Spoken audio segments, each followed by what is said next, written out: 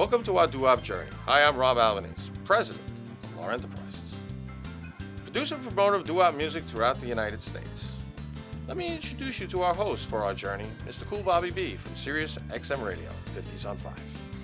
Thanks, Rob, and welcome to a great show. We're going to take you on a fantastic doo-wop journey with some great interviews and some great music. Let's get things started. The first thing I want to know is about the early groups that you were with and what it was like being into that business back in the 50s. Well, I started with a group from my block, 118th Street in Harlem. The group was called the Ladins. And we got together in 1956 as the Pastels, but then some guy named D. Irwin came along and his group made a record called Been So Long, so we had to not be the Pastels anymore. And we were sitting around our kitchen table on 118th Street and we started talking about the Arabian Nights. And the story of Aladdin and the Magic Lamp came up and we said, wait a minute, that's a good name. There were 5 of us, so each one of us individually was Aladdin. So we took the A off and we became simply the Ladins. And it was wonderful because I had trouble getting girls in those days because I was a class clown and no girl wanted to be seen with me because he's a funny kid, you know. But then when I started to sing, oh, it was different. The first record, when you guys first heard your first record either on the radio or when it was done? Well, we didn't get much airplay on that record, but we did have it in all the jukeboxes in our neighborhood. The name of the song was called Did It. It was written by our lead singer, Sylvester Sonny Johnson at the time. And it was amazing to hear your record coming out of the jukebox. And then we started to generate a little airplay with it. And we were on top of the world. In those days, you didn't think you could make money selling records. But a hit record got you work, got you gigs. And that was the motivation. And it was just a fabulous, fabulous thing. So looking back from where you are now and where this music is now, looking back at that time, I mean, did you have any idea, did anybody have any idea that 50 years later that this still would be as vital as it is? Nobody did, particularly the people who were recording us in the industry. They thought the music was going to last maybe 6 months, 9 months or so, and then it was going to be gone. And the powers that be thought that the country would gain its senses again, and we go back to Tony Bennett and Frank Sinatra. No one knew that this was going to have the legs that it has had. And it's a wonderful thing because we've brought a lot of joy and memories. We've taken people back to the best memories of their lives through this music. This music was safe. This music evoked love songs. This music evoked matrimony.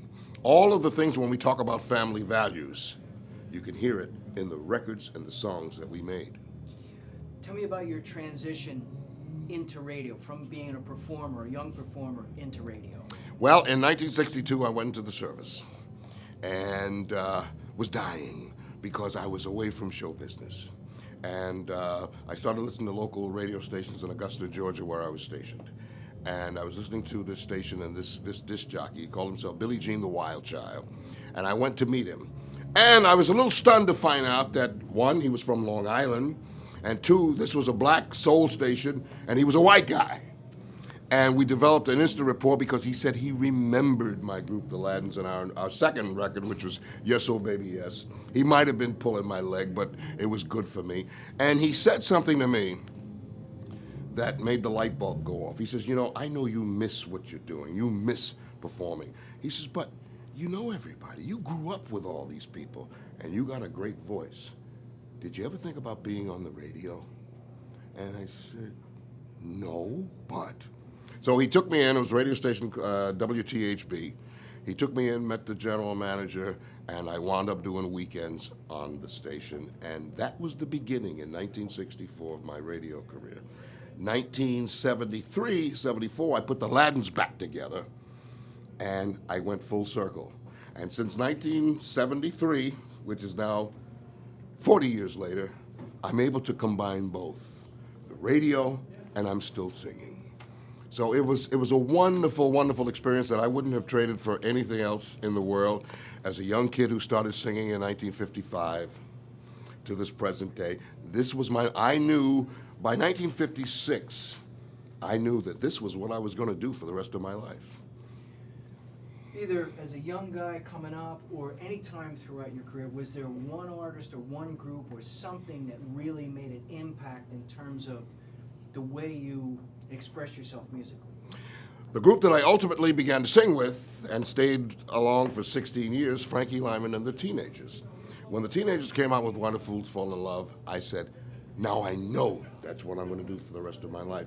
Then we realized that you could make money, that you could gain international acceptance and fame.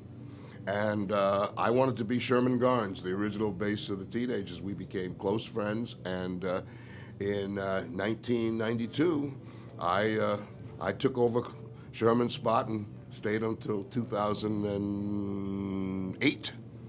And that song, Why Do Fools Fall in Love, affected so many of us, because we knew that we're from Harlem. Here's a bunch of guys from Sugar Hill, the upper part of Harlem, and if they can go and do a command performance for Princess Margaret and Queen Elizabeth and go to Panama and get 10,000 kids in the street just screaming for them as they came from the airport, I want to do that.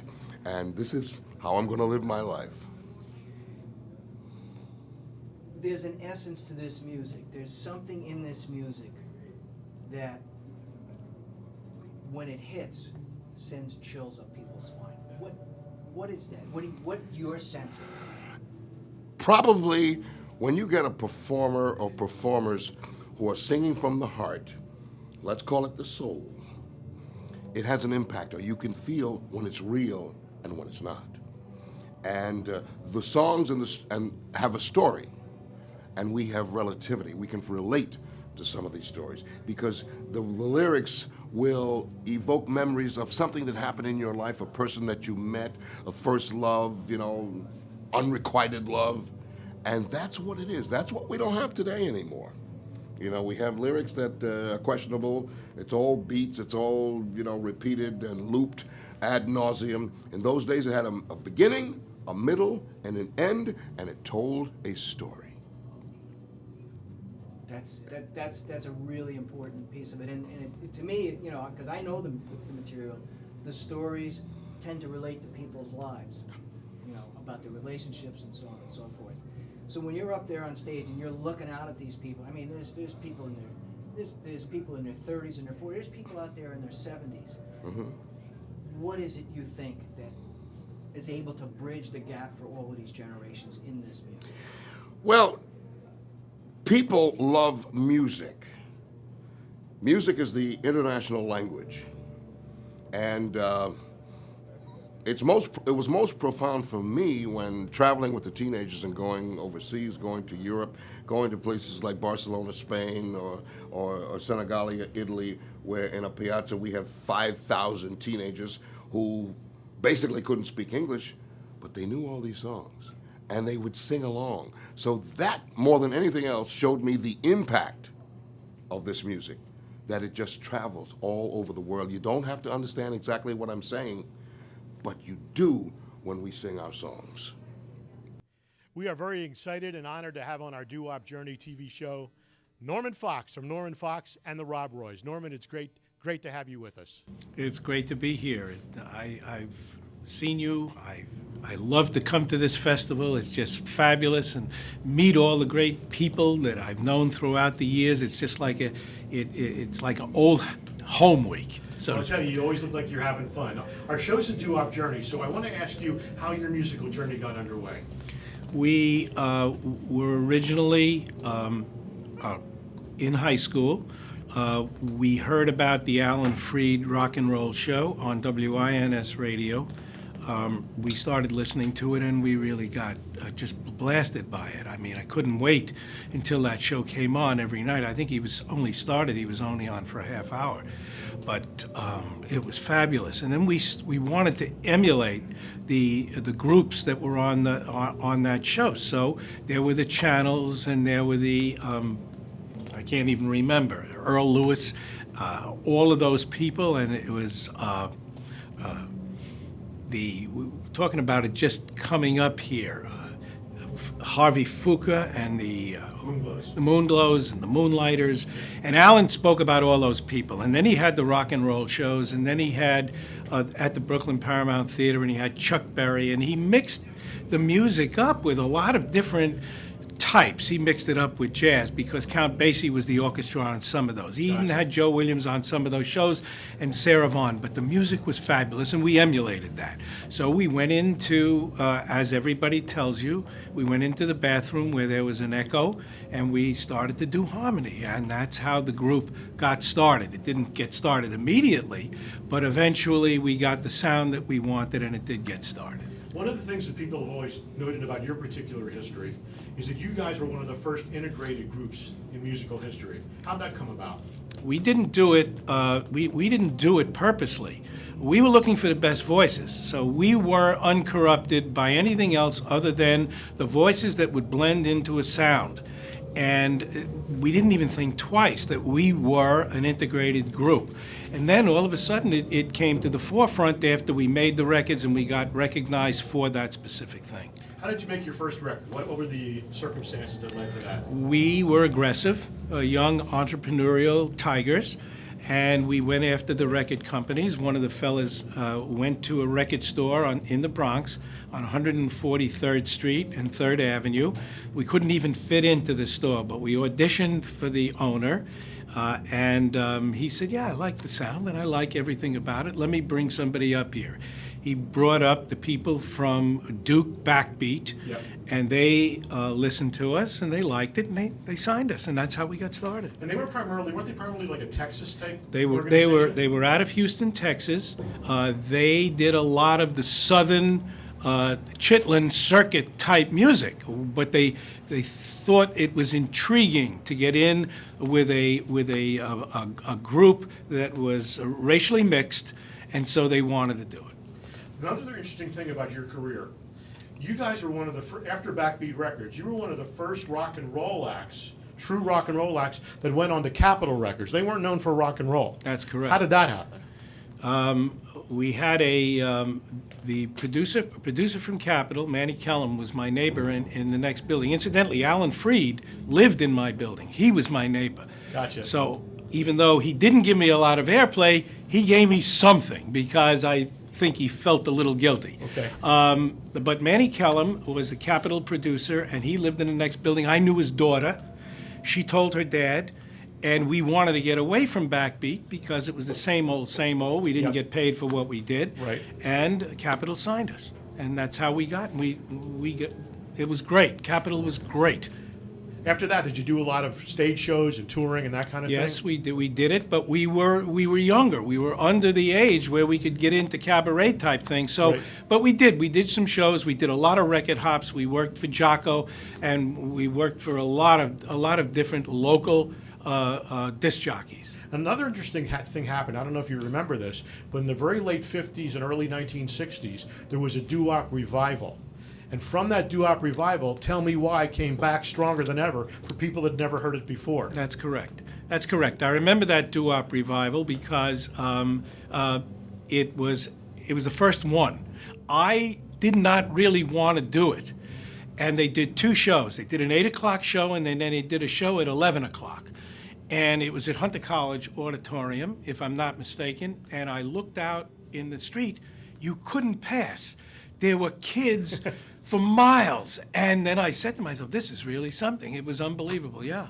You know, here we are years later, okay? You still get out there, you still give a phenomenal, energetic performance, you still dance, you still really get into it. I know you've got one of the other guys in the group that's been with you a really, really long time. How does that feel, getting out there now? Better than it felt originally. Really, why? Because as you get older, the wine becomes sweeter. And I am intoxicated by doing these shows and performing for people. I love when my audience comes to me and wants autographs and wants to talk to me. I'm just that kind of a guy. I don't find it a problem. I really enjoy it. I'm a connector of people. It's great. It's the greatest thing. Dream girl, can't wait to close up my eyes. Thank you so much. 'Cause when I do, you're just there.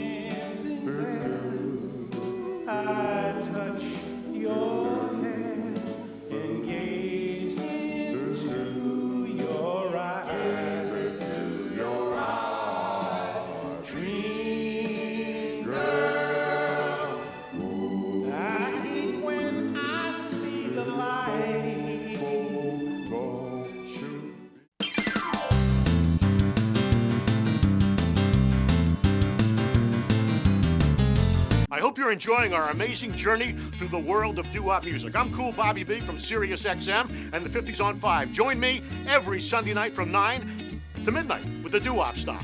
And you want to find out about all the great, incredible live doo-wop performances that LAR Enterprises is bringing to you all over the world in the United States? There's one place to go, and that's the website. It's LARENTR.com. That's www.LARENTR.com.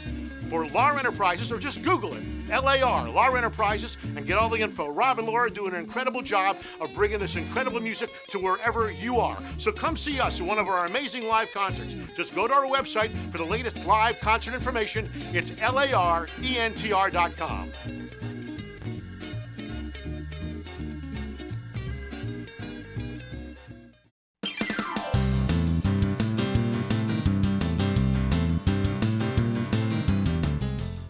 We are very excited to have as our guest on the Doo Wop Journey TV show today, Mr. Charlie Thomas from the Drifters. Charlie, thanks for joining us. I thank you. I mean, I just walked in on free will, and I saw everybody else talking on the camera. I thought maybe I'd come in and talk on it just like you, Well, I've done many shows with you. I always call you the Annihilator, the Destroyer. When you get out on stage, you take no prisoners. Well, I got to please my friends, and the public. I love them. I love to sing. I've been doing it ever since I was about 19 minutes. Well, you've been asked about the history of the group a million times. I don't want to go into that right now. What I want to find out from you is, you've been a real warrior in kind of the movement of the truth in music. Mm-hmm. Tell us a little bit about how you feel about that, the original members and the original groups. Well, it's most of the original is gone now, but I'm still here. That's right. And they're trying to stop me from doing what I'm doing, with the trademarks and so on. But I just leave it to God, because that's what I've been bearing on. That's who I've been bearing on all my life. But folks know that who I'm with and who I sing with, the song that I sung on almost all of the songs that the Drifters made, Yep. So I'm proud to be a Drifter. That's what I'm proud to be.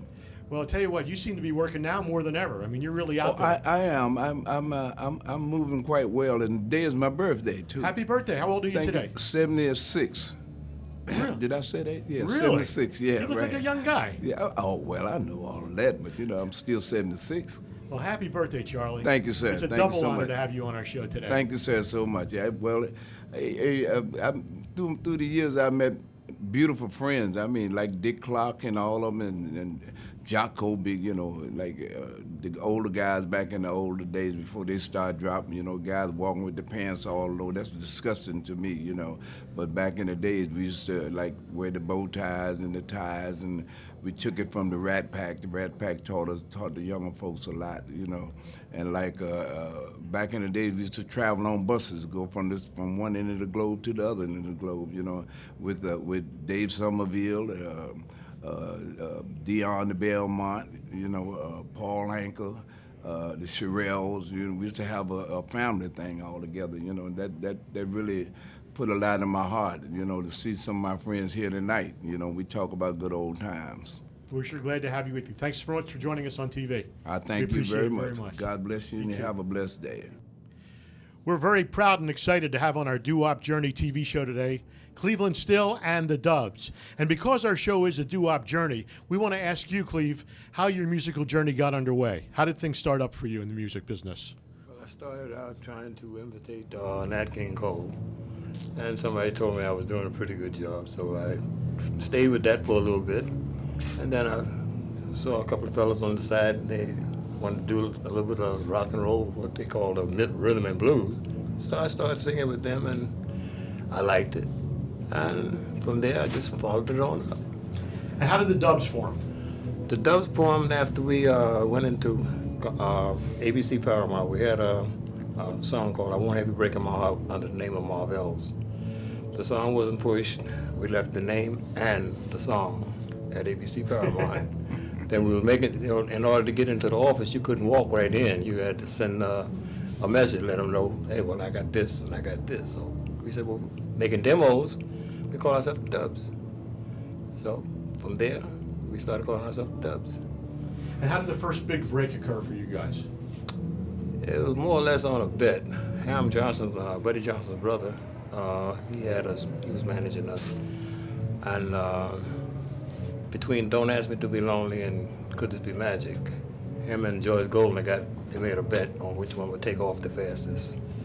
And it just so happened that from there, the rest is history.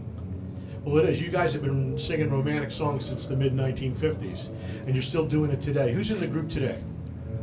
John Spider Truesdale, Nathaniel Leslie Anderson, Mr. B.J. Jones, Bernard Jones. And I can imagine when you guys went out on stage in 1957, that you had the girls screaming at that point. It seems like you still have the girls screaming today. What's it feel like to be out here today? It made you feel good, believe me. I think that's what made us go back and just keep right on rehearsing and practicing to make sure that nobody don't hit a clinker. You don't hit a clinker, and just get as good as you could. You still enjoy doing it today? I enjoy it. Believe me, I really do. How about the rest of you guys? Leslie? Oh, definitely. You guys? Love it. What's it feel like to you when you get out there today? Like you're in your own space, and this time is yours. Time is precious, a little limited, but you're able to accomplish something that you haven't been able to accomplish before. You understand? It's a sense of accomplishment. What are your feelings? Likewise. I mean, it's my passion, and just getting out there is it's magical being able to and it's a give and receive. Get out there and you give, and you get the feedback from the audience, and it's like a back and forth. It's exciting here on our Doo Wop Journey TV show today. We are very privileged to have Mr. Ronnie Dove. Ronnie, thanks for joining us. It's so nice to be here. I'm just happy to be on this show. I've been looking forward. I was supposed to be here in November, Right. And then we had that little Sandy that came by. Yep. So we postponed it until now, and I'm so happy that it's time to do it tonight. And I'm so glad And you're I'm here. ready to rock. Where are you living these days? I live in Maryland, What part? Pasadena. It's right outside of Glen Burnie. Okay, sure. And Glen Burnie's right outside of Baltimore. I live in Rehoboth Beach, Delaware. Oh, so do you? I Okay. know where it is. Well, I work with Dover Downs quite a bit. So Right, exactly. I'll be back there in July. Oh, good. We'll look forward to seeing you there. This show is called the Doo Wop Journey. So what I want to first get into is kind of how did you start your musical journey? Well, I was doing doo-wop. I wrote a song for Elvis called Lover Boy in 1955. And I was just in the service, and I got stationed in Baltimore. I was on a buoy tender. And if you don't know what a buoy tender is, that's the boats that go out and picks up the buoys and puts new batteries in them so the lights keep going. Anyway, I was there about a week, and some of the guys on the ship said, well, you got to go downtown with us. We're going to a place called Elmer's. I said, okay, let's go. So I went to Elmer's and got up and sang with this country band. And I did a couple Elvis songs, and I did some little Jerry Lee, and the guy hired me for $5 a night. Beautiful. So then I worked there 4 years. I was in the Coast Guard. Well, how did you get a song to Elvis Presley? I mean, that's hard, isn't it? No, I didn't get it to him. Oh, you didn't? See, I didn't know what a publishing company was. I didn't know I was supposed to send a copy to Hill and Range. Gotcha. And I sent it to, I guess it was Sun Records. Okay. Of course, I went down there a couple of years ago and tried to find it, but they didn't have it because now that 45 of Loverboy was on Dove Records. Now remember that. Is worth $4,000 if you go in the Gold Mine record book, and I got one copy. Oh, good. We only did 500. Okay. I'm trying to find. We know where 14 is. Really? Because that's more than most people have. Yeah. That's great. Yeah. So anyway, that's how I started. And of course, I met Elvis in '64. I was recording. I did a lot of recording in RCA. Right. And I had the Jordanaires on all my songs, and Anita Kerr singers. We blended them together, and it was great. How did you go from $5 a week to be able to get into the recording studio? Well, I finished out my length in 4 years in the Coast Guard. Then I got out of the Coast Guard, and I said, well, I want to be a singer. So I formed another band called Ronnie Dove and the Belltones. And we had 2 or 3 songs on Decca Records. Yep. And they were all up-tempo. I did a bunch of fast songs. And of course, I worked the clubs, and I was doing the flips in midair, and I had the sideburns, and I was doing all Elvis' stuff. And so Jimmy Velvet, I don't know whether you remember Jimmy Velvet. He had a song called We Belong Together. Yep. He came in, and they were promoting his hit record there in Baltimore. So he got up and sang, and I heard him sing, and he was very good. And I said, hey, how did you do that? It was beautiful. He said, I got a hold of Bill Justice. You remember Bill Justice? Sure. And he said, I went to Nashville and recorded that song. And I said, okay. So I called a friend of mine, and I said, we're going to Nashville and get a hold of Bill Justice, which we did. And he's the one that first did our first song. And in fact, Link Ray wrote my first song, and that was Sweeter Than Sugar. That was a rocker. Okay. Now that would have been Doo Wop, but it was not a hit. Now, at that point, were you on Diamond Records yet? That's when I just signed with Diamond. Okay. I'd been on Decca and a couple other labels. So anyway, so I go to New York, and they picked it up, and they put out Sweeter Than Sugar. It was not a hit. Then they put out Say You, and all of a sudden, it's a ballad hit. I didn't know any ballads. I'm doing all rock. I'm jumping off stage, doing splits, flips in midair, and all of a sudden, I'm a ballad singer. Right. So we rushed and said, "Do you know another slow song?" I said, "Yeah, Wanda Jackson had a song called Right or Wrong." Right. So we rushed to Nashville and cut Right or Wrong, and then after that, then it was wonderful. That was a good move. Oh, yeah. That was a real good move. A great move. In fact, Elvis, that's where I met Elvis. I was recording Right or Wrong, Right. and I had the Jordanaires on there. He walks in, and he's standing in the control room. I just about passed out because he was my hero. Wow. So I walked in, and I just finished doing Right or Wrong. And I didn't put the high note on the end. And he says, "Ronnie, you got to do that high note that you did on Say You." You heard Say You? "Oh, yeah, I love that note that you did." He said, "That's your trademark." I said, "Elvis, I only have one half hit." And I got a trademark? He said, "Oh, of course." So I went back in, and Bill, we did it one more time, and I put the high note in, and he gave me a big hug and said, "That's a hit." So, and I'm so sorry that I didn't have a camera in those days, because, Right. I mean, he was a wonderful man, and I got to meet him several times. Well, you've had a wonderful career through rock and roll and, I guess, pop music and country music. And what's the ride been like? Hey, it's been wonderful. Of course, I have a little message for all those guys coming along. Watch your managers and watch your record companies, because they're going to end up with all the money. Right. How do you feel now? I mean, gosh, it's 40 years later and you're still out there How many? performing? Well, maybe I missed I a few. started 55. I guess I missed a few. Yeah. You're only 58 years behind. Okay. How does it feel now after 58 years? Oh, to it get feels out there? wonderful. I've been so blessed. Sometimes you don't realize what God has done for you. And I feel so blessed because I've kept my voice and do what I love to do. And I love every minute. I can't wait to get out there now. We've enjoyed your singing all through the years. Well, I hope you do some more. I'm still recording. Yep. I put out a new album every year, once a year, so Yep. I'm still doing it. That's great. So if anybody wants to can I say, give my website? Or is it okay? Absolutely.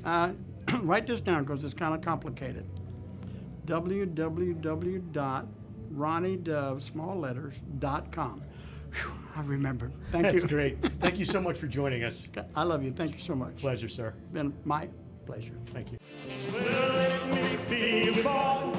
I want to be your lover, boy. I want to take you by the hand.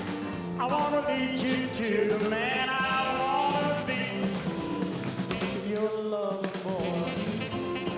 Well, now come on, hold me tight. Let me love you tonight. Come on and hold me tight. Well, let me love you tonight. I want to be your lover, boy. I got to thank you, Rob. That was a fantastic show. Yes, it was, Bobby, and I'm so glad we have the opportunity to bring this great music, this doo-wop journey, to everybody.